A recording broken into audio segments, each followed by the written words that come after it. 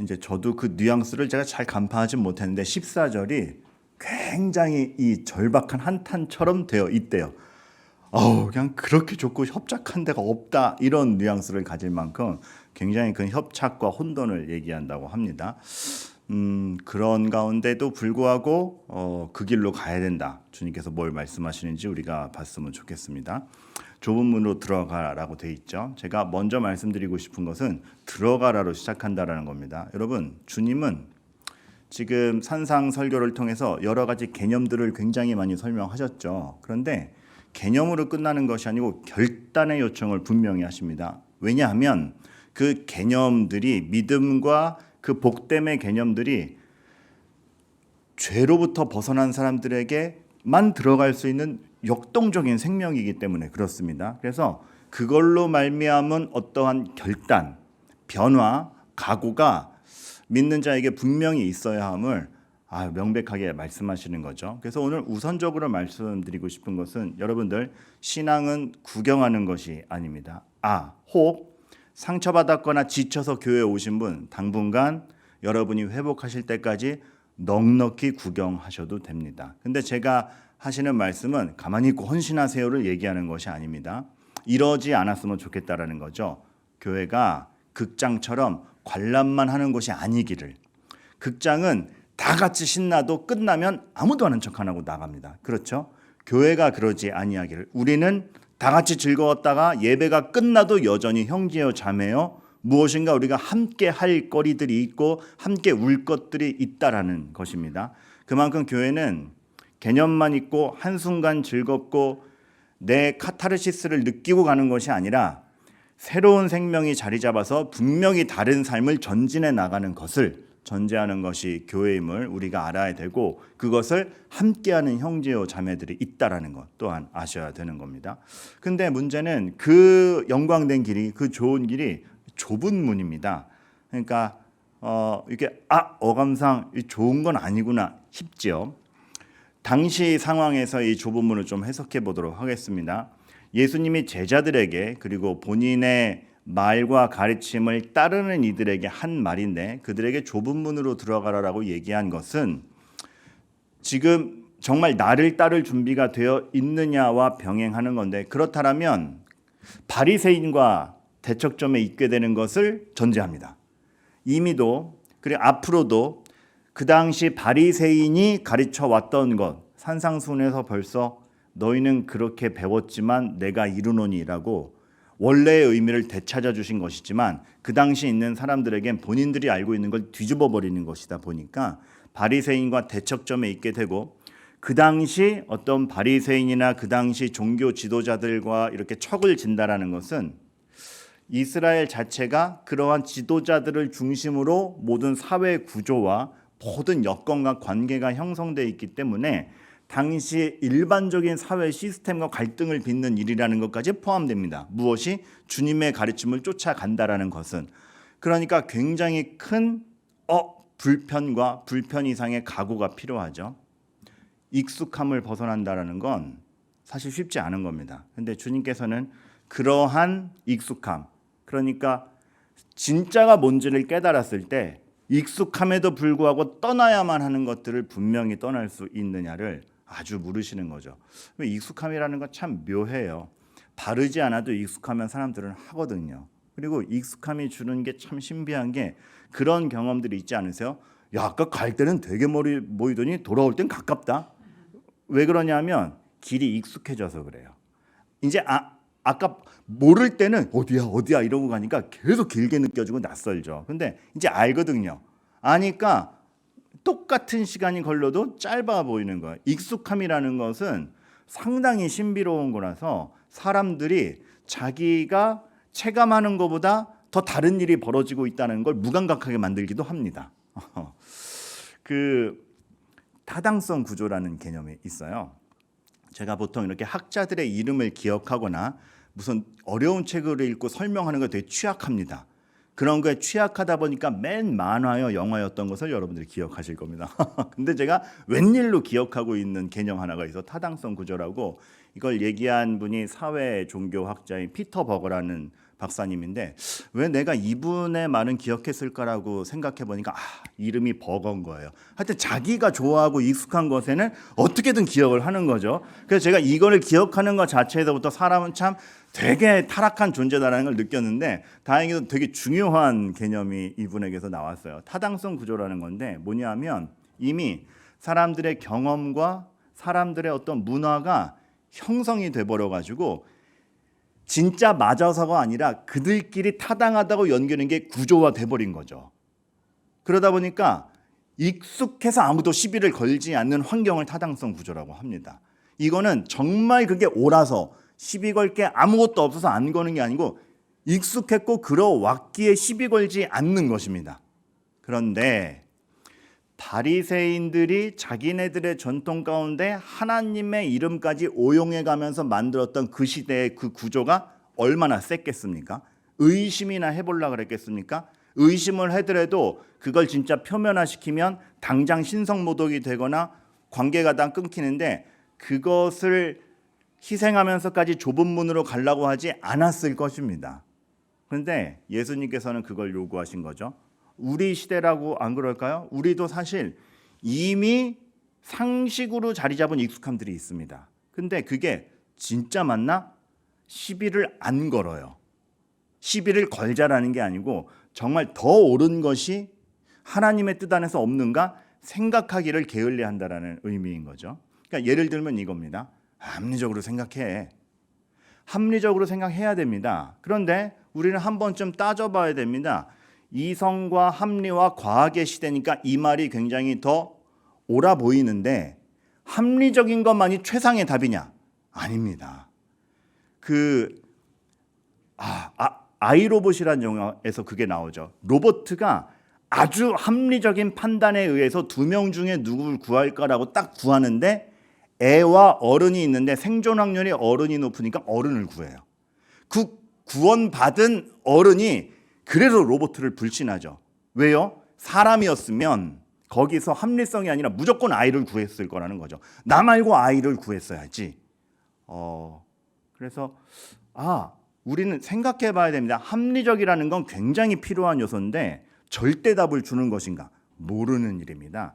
그거를 넘어서는 가치가 그럼 있겠는가라고 했을 때 그래서 하나님이요, 하나님의 진리요, 하나님이 주시는 가치 가운데 우리가 믿음으로 그것을 최상위로 두는 가운데 합리적인 삶도 살면 사는 것이죠.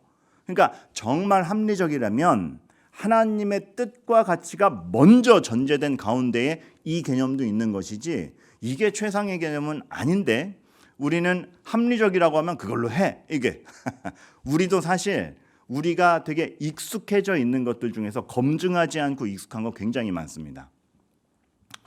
좋은 대학 가야지. 좋은 대학 가야죠.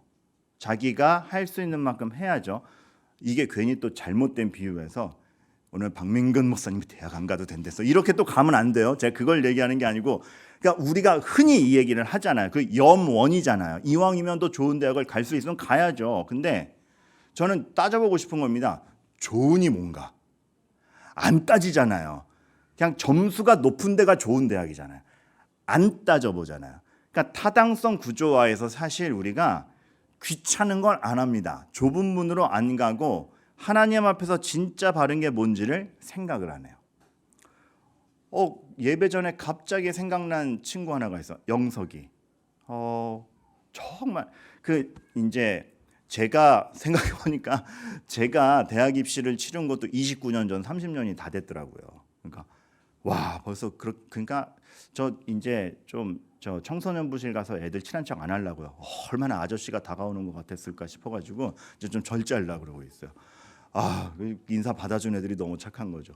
근데 그 당시만 해도 그 말이 통할 때였습니다. 대학을 못 가면 잉여 인간이다. 그 개념이 여전히 짓누르고 있을 때예요. 그만큼 대학은 절대화되어 있었고 대학을 가는 게 사실은 또 평균적으로 사회에 진출하기 좋은 그 구조이기도 했고 그런데 제 친구 영석이가 이렇게 제가 고3 때 고3 기도회를 인도했는데 그 성실하던 영석이가 너무 밝은 표정으로 다들 나는 이거 목표로 하고 있어 이거 목표로 하고 있어 근데 다 목표를 얘기할 때 타당성 구조에 탁 돼 있어서 너의 꿈이 뭐냐 그럼 어느 대학 무슨 과 어느 대학 무슨 과가 꿈이었어요. 근데 영석이가 요리사 나오는 거. 우리가 너무 생소한 개념이 갑자기 튀어나오니까 당황했어요. 왜? 그러니까 그것도 그렇게 비아냥되면 안 되는데 이게 이 머리가 굳어 있다 보니까 좋은 말로 못 해주고 왜 일요일에 짜파게티나 만들어 웬 요리사야? 뭐 이렇게 그랬으면 안 되는데 근데 이게 가장 즐겁고 가장 많은 사람에게 유익을 주고 갔고 근데 그 당시만 해도 뭐 조리과 이런 게 없었거든요. 근데 대학에 그런 과는 없고 그러면 대학에 안 가고 그냥 요리 배우는 게 나에게 기쁘고 그거를 부모님과도 행복하게 나누었고 그리고 사실 나는 공부도 잘 못하고 그러니까 우리에게 있어서 당시에 성적이 안 나온다는 좌절의 근거였고 대학을 안 간다는 거는 잉여인간이라는 그 무의식이 깔려 있었는데 그 구조를 깨고 자기의 꿈을 너무나 행복하게 얘기하는 거고 그 꿈에 대해서 부모님과도 이미 넉넉히 나눈 거고 그 부모님도 그거를 허락했고 저는 그때 눈에 비늘이 벗겨지는 것 같았어요. 우리가 얼마나 갇혀서 생각했는가. 아마 그 다음부터인 것 같습니다. 그래서 저도 제가 왜 대학을 가는지를 비로소 생각했던 것 같아요. 그래서 제가 그때 별난 짓 다 했어요. 법대가 가고 싶어서 변호사실 찾아가서 상담하고 심리학과 가고 싶어서 SKY 대학 교수실 문 두드려서 상담을 했어요. 그러니까 교수님들도 자기 과 학생인 줄 알고 받아줬다가 고등학생이 들어오니까 놀러가지고 왜 그러냐. 점수나 빨리 딸 궁리해라. 근데 드디어 왜라는 거를 따지기 시작했습니다. 이거는 대학을 간다 안 간다 문제가 아니라 우리가 타당성 구조 아래서 얼마나 진짜 가치를 생각 못하느냐를 말씀드리는 겁니다. 여러분 자유롭게 하세요. 대학까지만 해서 이거 아닙니다. 이거 아닌 줄 아시겠죠? 네. 지금 온라인으로 예배드리는 무수한 청소년들이 그 얘기 아니야. 그런 것입니다. 우리가 얼마나 하나님이 우리를 넓고 부요하게 만드셨는데 그거를 보지 못하고 이미 깔려 있는 것들이 마치 넓은 줄 착각하고 가는가. 이 타당성 구조를 깬 인물이 성경에도 나오죠. 누구?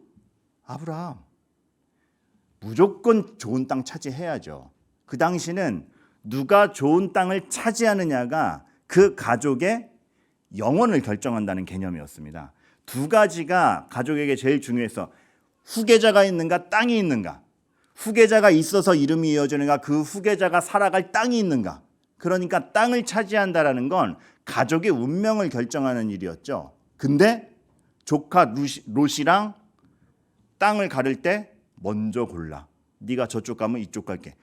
말도 안 되는 일이죠. 근데 그 당시에 타당성 구조를 깬 겁니다. 무조건 내가 좋은 땅을 차지해야 내 인생이 책임져가 아니라 하나님과 함께라면 하나님의 약속 안에 있다라면 그것이 내 인생을 보장해라는 새로운 구조로 들어간 거죠. 더 넓은 길로 가는 거고 사는 길로 가는 건데 그 당시로 보면 좁고 협착한 길인 거예요. 아이고 좋은 거 선택할 기회 잃고 저 길로 가냐. 그렇죠? 근데 아닌 것이죠. 여러분 익숙해서 아무도 시비를 걸지 않는 것들에 대해서 한번 다시 생각하는 일들이 있기를 바라는 것. 그러니까 우리에게 익숙했던 게 하나님의 개념으로 정말 맞는가를 따져보는. 그래서 따져봤을 때 맞네라고 재검증되는 것도 있을 것이며 이게 전부가 아니네 더 생각하는 것도 있을 것이며 이거는 사실 하나님 앞에 맞지 않잖아 라고 해서 극복해야 될 것도 있을 겁니다. 사실 이 개념을 설명하는데 굉장히 조심스러운 거는 익숙해서 아무도 시비 걸지 않는 것을 재점검해보세요라고 하면은 이렇게 받아들입니다. 사회적 반항아가 되라. 이거는 여러분에게 레지스탕스가 되라는 그런 얘기하는 거 아닙니다. 왜냐하면 이 개념이 오기 전에 전문맥을 보면 자비와 우리가 다 맞지 않아서 하나님께 구하는 것과 내 눈에 들보를 먼저 봐야지 상대방의 티끌을 먼저 보는 것이 아닌 누구를 탓하거나 너희는 잘못됐어라고 가지치기를 하는 게 아니라 자비와 사랑과 하나님의 은혜가 어떻게 실현되는가가 전문맥이었던 것입니다. 그러니까 여기서 아무도 시비 걸지 않는 것을 시비를 걸어라는 트집을 잡으라는 게 아니고 정말 하나님의 뜻에 맞는지를 다시 한번 생각해 보자. 그래서 더 선한 것으로 같이 갈 수 있느냐를 보자라는 것입니다. 사회적 반항아가 되라가 아니라 사회적 효자가 사회적 빛이 되라는 거예요. 사회적 빛이. 그래서 우린 이런 얘기 들어야 돼요. 왜 그렇게까지 해? 근데 반항자로서가 아니라 선한 의미를 찾기 위해서.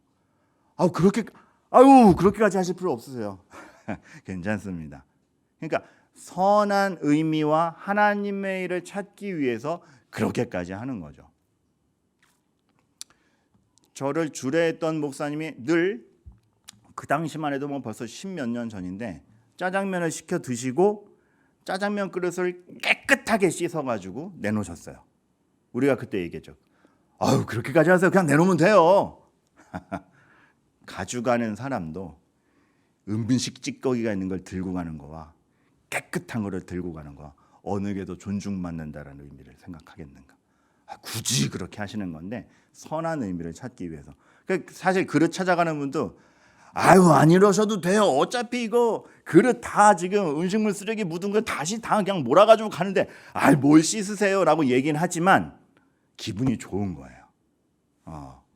목사님 그렇게 안 하셔도 됩니다라고 얘기하지만 이미 자기를 생각해줬다라는 거에 대해서 다른 거죠.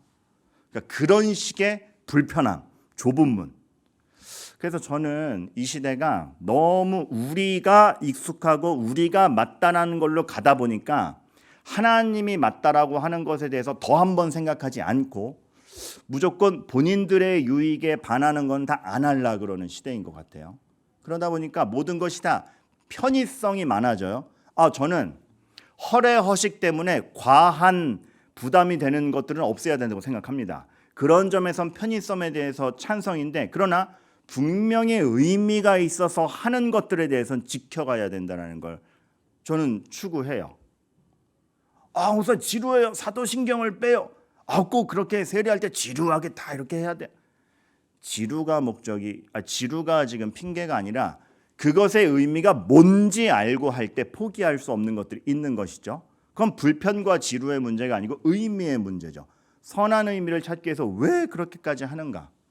저는 결혼 예식이 너무 약소화되지 않기를 바라요. 왜냐하면 결혼 예식에서 사실 왜 입장을 해야 되는지, 왜 어른들의 주례사든 뭐든 어른들의 말씀이 있어야 되는지 이런 것들이 사실 편의성에 맞춰지면 다 이렇게 쳐버려야 됩니다. 근데 진짜 그 의미를 생각하면 하나님 앞에서 두 영혼이 한 가족됨의 의미에 대한 그 모든 것에 다 의미가 있습니다. 근데 우리가 그 의미를 모르다 보니 안타깝게도 의미를 모르다 보니 약식도 하는 것 같아요. 약식이 나쁘다라는 게 아니라 의미를 제대로 못 가르쳐 주는 게 안타까운 거죠. 그러니까 저는 그런 것들을 생각하게 되는 것이죠. 진짜 축하가 무엇인지. 그래서 저는 요즘에 이런 생각 많이 해요. 이 시대가 굉장히 편의성 때문에 쓸데없어서 쳐버리는 것들이 있는데 그중에 잘 쳐버리는 것도 있습니다. 그래 그건 진작에 좀 이렇게 너무 허례허식이어서 하는 것도 분명히 있어요. 아주 좋아요. 근데 너무 쳐내다 보니까 진짜 의미 있는 것들도 쳐내버리는데 저는 불편하지만 지키고 싶은 게 있는 거죠. 쓸데없다고 하는 것들에 대해서 왜 의미 있는지를 요즘에 하나하나 생각해보고 있습니다. 그래서 저는 언젠가 이것이 완성이 되면 후대들을 위해서라도 한번 이런 내용으로 책을 써보려고 그래요. 그래서 그 책 제목도 정해놨어요. 당신들이 쓸데없다고 한 것의 쓸모. 왜 먼저 밝히냐면 이 제목 제가 먼저 찜해놨습니다. 이거 지금 영상으로 증거자료 남기니까 이 제목을 같이 쓰시려는 분들은 저와 상의 후 함께 해주시길 바랍니다. 근데 진짜 그래요. 그러니까 저는 고루하게 형식을 지키겠다는 걸 말씀드리는 게 아니라 하나님 앞에서 불편하지만 우리가 의미와 가치를 생각하고 행동하고 하는 대로 하는 게 아니고 정말 가치 있게 행동하는가 보고 싶은 거죠. 왜냐하면 딴 길은 넓거든요. 굳이 불편함이 요구되지 않거든요. 다 편하게 갈 수 있거든요. 근데 그 말은 쉽게 정당화될 수 있다는 뜻입니다. 한편으로는 점검되지가 않아요. 코비 브라이언트라고 너무나 안타깝게 정말 NBA 농구 선수들에게도 본이 되는 선수였고 기량도 정말 특출했고 저는 인성과 기량에서 성실해서 다 본이 되는 얼마 안 되는 선수였는데 교통사고로 요절을 해서 너무 안타깝게 생각을 합니다. 그러니까 제가 이 선수의 인성까지 확신한 것은 어디서 봤냐면 경기에 지면 주변 선수들을 탓하지 않아요. 누가 잘못했고 오늘은 이게 오늘은 경기장이 아니요. 철저히 자기 잘못. 그리고 실수한 선수에 대해서 먼저 껴안아주는 행동을 수시로 봤거니와 또 하나는 그 어떤 NBA 선수들에게 많은 퍼포먼스들도 있고 행동도 있습니다. 그런데 그 행동들 중에서 격하고 자극적인 게 되게 많아요. 멋짐을 추구하다 보니까. 근데 관중들이 그 포즈와 그런 행동은 아이들에게 영향이 좋은 것 같지 않습니다라고 누가 항의하면 다시는 그걸 안 했어요. 그 얼마나 큰 겸손이에요. 지가 뭔데 유행하니까 하는 건데 왜 그래요가 아니고 그거를 담아뒀다가 안 하는 거예요. 왜 그 퍼포먼스 멋있었는데 왜 안 하지? 그런 이유들이 있었더라고요. 그래서 참 좋은 선수다. 근데 그 성실함이 끝내줘요. 이미 탑 클래스에 있음에도 불구하고 게으름이 있지 않았던 게 매일 새벽 5시에 무조건 러닝을 했다 그래요. 조깅을 했다 그래요. 그 성실함, 그러니까 동료들도 항상 같이 5시에 러닝 할래? 뭐 이런 초청이 있다 보니까 와 평생에 걸친 그 성실함이었다고 얘기를 해요. 근데 아니 이미 기량도 출중하고 몸이 만들어져도 너무 잘 만들어져서 사실은 오늘 하루쯤은 쉬어도 될 것 같을 때도 뛰더래요. 원정을 가서도 뛰고 날씨가 추워도 뛰고. 그 동료가 물었대요. 아니 너 이미 탑 클래스다. 나도 운동선수라도 알지만 너만큼 몸이 만들어져 있으면 하루 아침 새벽에 뛰는 거 생략한다고 어떻게 되지 않는다. 오히려 쉬는 게 좋을 수도 있다. 왜 그렇게까지 해? 라고 물어보니까 브라이언트가 이런 답을 하는 걸 봤어요. 아니 뭐 그 아침에 뛴다고 그렇게 대단해지는 건 아닌데 나도 뭐 그것 때문에 내가 대단해지고 그거 빼먹는다고 확 무너지고 생각하진 않는데 한다고 그렇게 대단해지는 건 아닌데 안 하면 그 시간에 게으름이 들어와. 이 말이 훅 들어오는 거예요. 굉장히 우리는 쉽게 정당화될 수 있는 넓은 곳에 살아요. 그래서 되게 많은 것들을 허용해요. 나도 모르게. 근데 운동선수 하나도 탑 클래스에 이른 운동선수 한 명도 그 정당화되는 순간을 안 주는 거죠. 본인이 최고 위치에 있음에도 불구하고 아니 이걸 해서 대단해진다기보다는 안 하면 나는 게으름의 노예가 되고 게으름이 들어올 거야. 그 시간을 게으름에게 주기 싫은 그래서 굳이 새벽 5시에 러닝을 하는 굳이 불편함이 요구되지 않는 가운데서도 운동선수도 이만큼 하는데 우리가 영적으로는 어떻습니까? 영적으로는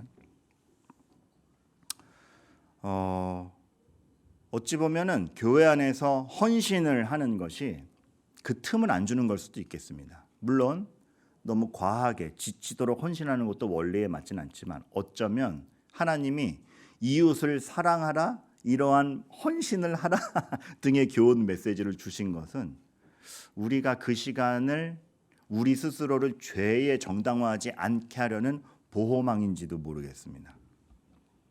그러다 보니까 불편함에 감수되니까 좁고 협착이 있죠. 근데 여러분 이 말이 또 하나의 교훈점을 두는 게 불편한 길이라는 뜻. 그러니까 누가 보기에도 능률적인 길이 아니라는 것 외에도 조금 더 심각한 의미가 있는데 보통 좁은 문, 좁은 길 이렇게 생각하면 딱 이렇게 양갈래의 길이 있는 거죠. 저기는 넓고 멋있는 문이 있어요. 여기 좁고 허름한 문이 있어요. 그래. 하지만 나는 그래도 이 좁은 문으로 가야지. 그래서 이렇게 멋있는 그 좁지만 허름한 문을 향해 가는 이런 그게 상상되지 않습니까? 근데 이 말씀은 사실 굉장한 혼돈 속에서 주어진 말씀이에요. 그러니까 그림으로 표현하자면 이거예요. 그 왜 몬스터 주식회사란 만화가 있는데 너무 좋아하는 만화인데 그래서 이 주인공들이 탈출구를 찾아야 돼요. 얘네들이 신비한 문이 있어서 어느 문을 여냐에 따라서 어느 세계로 갈 수 있냐가 결정되는데 저 안고 있는 꼬마가 있는데 꼬마의 집 문을 찾아야 되거든요. 근데 문이 한두 개가 아닌 거예요. 막 이렇게 깔려 있는 가운데 그 문을 찾아야 되는 거예요. 여러분 오늘 좁은 문이라는 건 이런 의미예요. 이 뭐야 거기서 맞는 문이 게다가 좁은 문이 뭔지를 찾아야 되는 그런 광경에 있는 거예요. 그래서 오늘 배경도 이 좁은 문이 막 이렇게 혼돈스러운 이미지를 그나마 찾은 건데 여기야 저기야 막 그런 가운데 좁은 문 하나라고요. 왜요? 이게 생명으로 인도하는 좁고 협착스러운 문이라는 요 말씀이 15절이랑 이어지거든요. 거짓 선지자들이 판치고 있다. 그러한 당시를 생각하면서 그 가운데서 너희에게 인도하는 생명의 문이 무엇이냐를 딱 봐야 되는. 그러니까 이 좁은 문을 찾는다는 건 넓은 문. 여기 좁은 문. 일로 가야지가 아니고 지금 혼돈 자체인 겁니다. 어디야 어디? 거기서 여유 있는 선택이 아니라 정말 긴박한 가운데 그리스도만이 주시는 길이 어디냐를 찾아내는 그 자기 점검. 그러니까 여러분 오늘 말씀은 아까 들어가라로 시작했죠. 들어가라. 얼마나 많은 결단과 불편하지만 해야 하는 생각과 분별과 그리고 오늘 내가 주님 안에 내가 있는지를 판단하는 그 자기 점검이 얼마나 성실하게 있어야 되는 걸 보여주는 겁니다. 그러니까 굉장히 여유 있는 선택이 아니라 아주 오늘 더더욱 주님 앞에 각성하리라는 각오를 주어주는 말인 거죠. 말씀을 정리합니다. 여러분 신앙은 그래서 구경하는 게 아닙니다. 구경할 때도 필요합니다. 넉넉히 깨달으십시오. 하지만 그것이 여러분 안에 정말 믿음으로 자리 잡는다면 여러분은 구경만 하게 되지도 않습니다. 그리고 구경만 하게 될 때 언제 어떤 위기가 저에게 몰려올지 모르는데 거기서 우리는 그 파도와 맞서 싸울 준비가 돼야 됩니다. 그래서 평소에 익숙한 것에 휘말리지 않고 익숙해서 아무도 시비 걸지 않는 것에 대해서 정말 하나님의 말씀 앞에 맞는가에 대한 분별을 불편하지만 해야 됩니다. 왜요? 우리는 악한 것에 조금의 틈도 줄 수 없기 때문에 그렇습니다. 냅두면 어느새 죄에 정당화시키는 내 삶에 나를 냅둘 수가 없기 때문에 그렇습니다. 그래서 우리는 자기점검, 이 성도로서의 자기점검이 있어야 되는데 감사한 것은 그 자기점검이 어려운 게 아니라 그 점검을 할 수 있는 영의 양식 말씀을 주셨고 기도로 하나님과 소통할 수 있으며 그것이 진짜인지를 확인할 수 있는 내가 도울 수 있는 이웃을 주셨다라는 게 얼마나 감사한 일인지 모릅니다. 그러면서 우리가 삶을 살아가는 것이죠. 내가 오늘 왜 어떻게 하나님 앞에서 살아가는가? 하나님은 완전함을 바라시기보다 방향성을 바라십니다. 완전함을 바라시지 않는 건 아닌데 완전하지 못하다고 탓하시는 분이 아닙니다.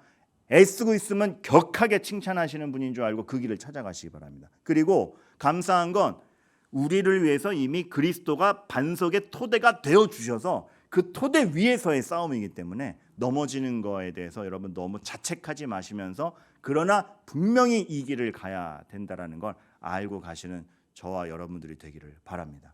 그래서 우리 교회는 따뜻하면서도 분별 있고 넉넉한 쉼도 되지만 그러나 힘을 내어서 전진하는 이 양면성이 다 있는 교회이기를 바라겠고 늘 하나님 앞에서 영적으로 분별이 있기를 바라는 겁니다. 그러니까 괜한 성경 공부를 하는 것이 아니라 지식을 쌓자라는 것이 아니라 죄에 넘어가지 않기 위한 그리고 진정 이것이 바른 것인가를 영혼의 가치를 분별하기 위한 그것이 참 소중한 지식인 줄 알고 여러분들께서 그것에 대한 감격과 기쁨이 있기를 간절히 소망합니다.